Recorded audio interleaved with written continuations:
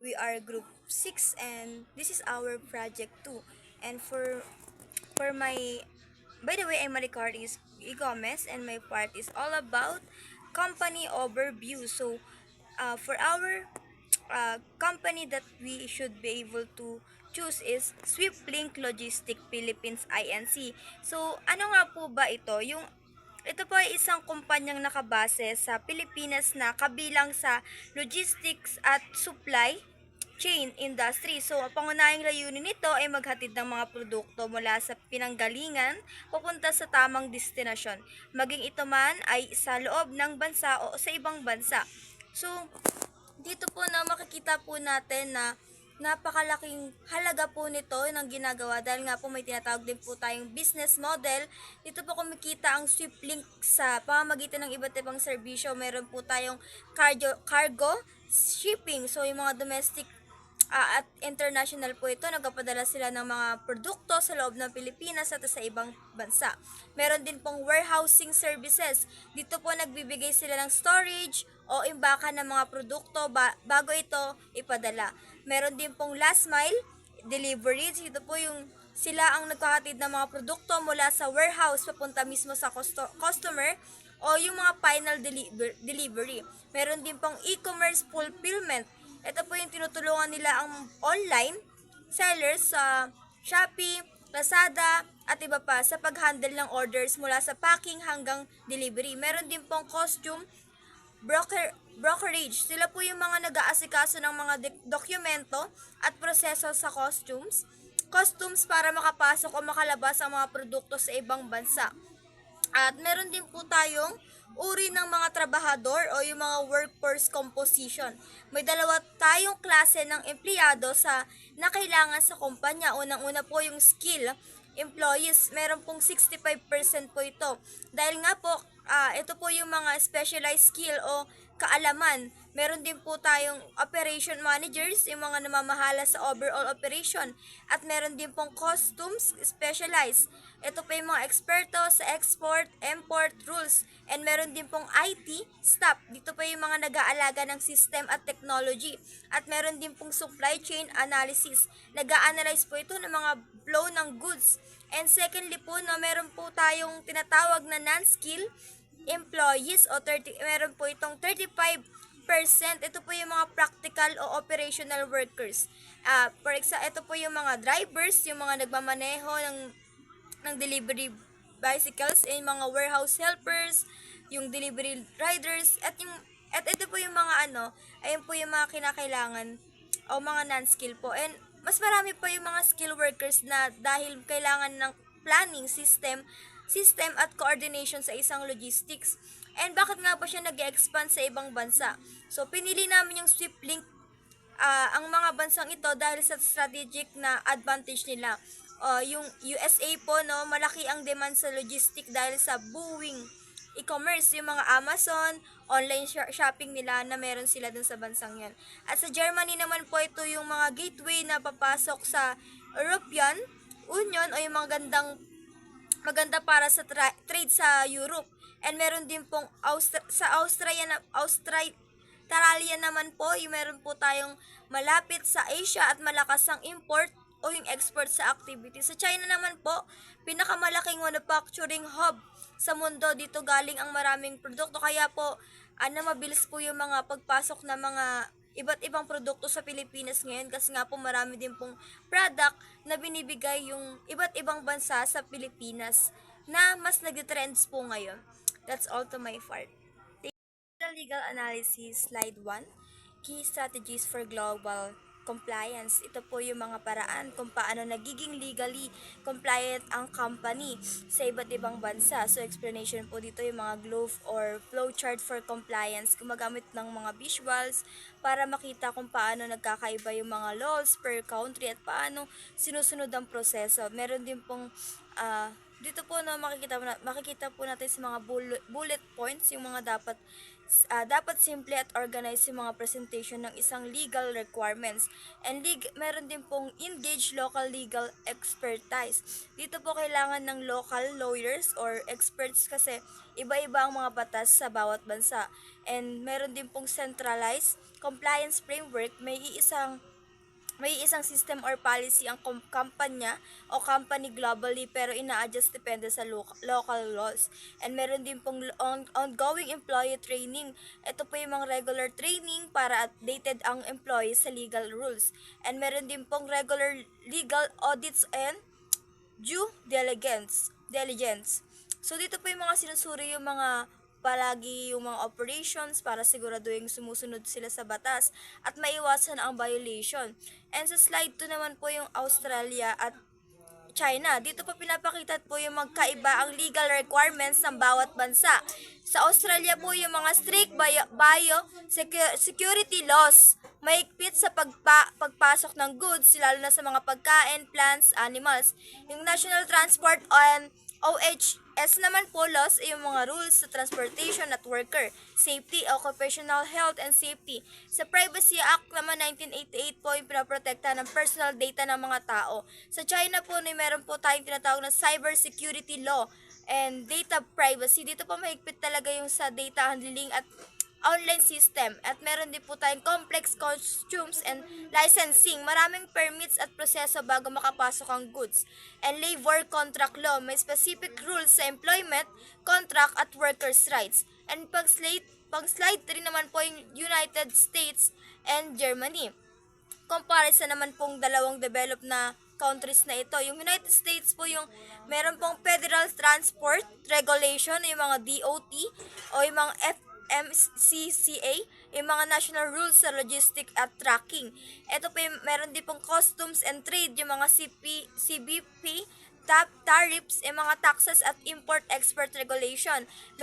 Meron din pong state-specific labor laws. Ito po yung mga iba't ibang labor laws, depende sa state, o yung mga California versus Texas. And meron din po sa Germany yung mga EU, yung mga European Transport Directives. Ito pa yung mga sinusunod yung rules of the European Union. So, meron din po tayong tinatawag na GDPR o Data Privacy. Ito po yung mga pinaka-strict na data privacy laws sa buong mundo. And meron din pong strong labor and co-determination laws. Ito po yung malakas ang protection sa employees at mas participation sila sa mga company decisions po. That's all. So, hi everyone, good day. I'm Hanami Bagonza and I will be discussing our compensation package for LBC Express as we expand to the United States, Germany, Australia, and China. So first, let me explain our main strategy. We follow the concept of global framework, local implementation. So this we have standard company-wide policies, but we adjust compensation and benefits based on each country's laws. So, cost of living and common work practices, we do this to make sure our system remains fair and competitive. For our first country, let's look at the United States. So, when it comes to base salary, entry-level workers earn between $30 and $40 per year. So, for those in management position, the salary range from $55 up to $90 annually.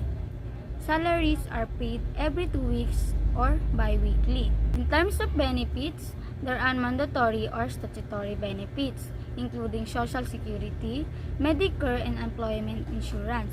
On the top of this, employees also get extra benefits such as health insurance or $401k retirement plan, paid time off, and performance bonus that usually make up to 5% to 10% of their pay.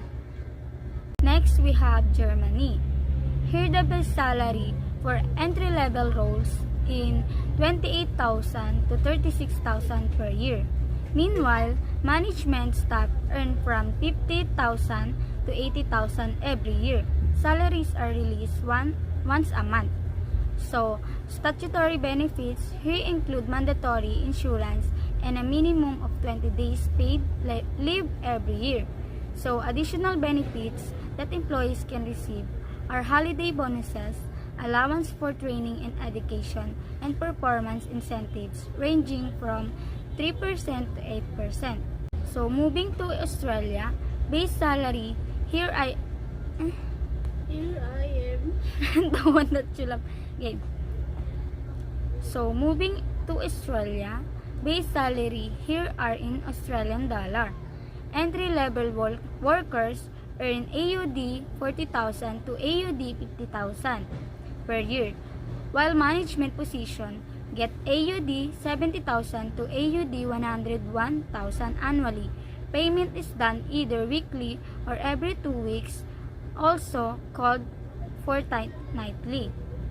So, required benefits include that 11% superannuatory fund for retirement plus 4 weeks of paid annual leave. So, additional benefits provided are subsidies for health insurance, flexible workers schedules, and bonus range that 40% to 9%. And lastly, let's talk about China. Their base salary is Chinese yuan. Entry-level employees earn 45 yuan to 65 yuan per year, while those in management role earn 90 up to 160 yuan every year. Salaries are paid monthly. So, statutory benefits here cover social insurance, house fund support, and required paid overtime work. Extra benefits include allowances for housing and meals, a year-end bonus, and performance reward that usually range 5 to 12%. Good day everyone, I'm Ariana Nicola Caba. So today, I will discuss my part, the financial and currency analysis. So this slide, we will focus on the financials and currency analysis of the company. So ang main goals dito is to understand kung paano talaga yung total cost ng company when it comes to employee to across different countries and paano siya naapektuhan ng exchange rate.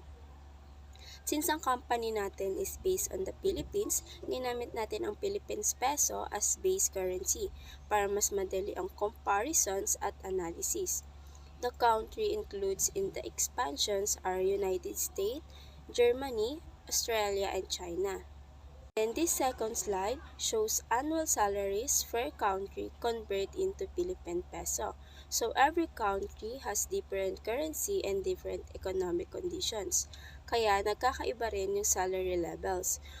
For United States, mas mataas talaga ang salary because mataas ang cost of living and strong logistic industry nila. For Germany, mataas din since Euro is strong and Europe has strict labor standard. And for Australia, almost same level ng US because development country din siya with high labor cost. For China naman, lower ang salary but more cost efficient since manufacturing hub siya and lower labor cost compared as Western countries. So, overall, kita natin na malaki ang difference per country depending on economic and currency strength. In this slide, shows the effect of exchange rates. After natin i-convert lahat into Philippine peso, the total global payroll is 15 million per year. So this is total amount needed by the company to maintain employee in all 4 countries, meaning this is the global labor expense of the company and it shows how big the operation cost become when you expand internationally. Next slide, dito naman we analyze the effect of exchange rate fluctuations. So in real business, exchange rate are not fixed, they change depending on economic conditions. If the Philippines peso weakens by 10%, tataas ang cost to 15 millions, meaning additional expense of around 1.8 million. If the Philippine peso is strengthened by 10%, mababa ang cost to 14 million, meaning mas nakakatipid ang company. So kahit same lang ang salary in local currency, nagbabago pa rin ang total cost because of forex movement. This is called foreign exchange rate, and it's very important in international business. In this last slide, dito makikita natin how to total payroll is distribute across country.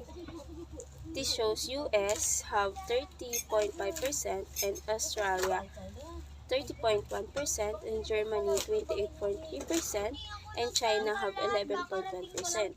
So, what we can observe is most of the budget goes to the US, Australia, and Germany, while China has the smallest shares, making in the most cost-effective locations in terms of labor expenses. That's all. Thank you. My name is Yunalim Gonzalez. Now let's talk about strategic compensation decision, a hybrid approach. So basically, itong strategic compensation decision is about using a hybrid approach. So meaning, may global pay structure yung company, like same job level, salary brands, and performance standards across all location. But at the same time, hindi siya totally fixed. Yung actual salaries and benefits, in-adjust pa rin depending sa country. Based sa local labor market, law, and cost of living. Perfect siya for logistic company na nag-expand sa countries like US, Germany, Australia, and China. Kasi iba-iba yung economic condition and labor regulations nila. So, why siya good decision? Una, cost efficient siya.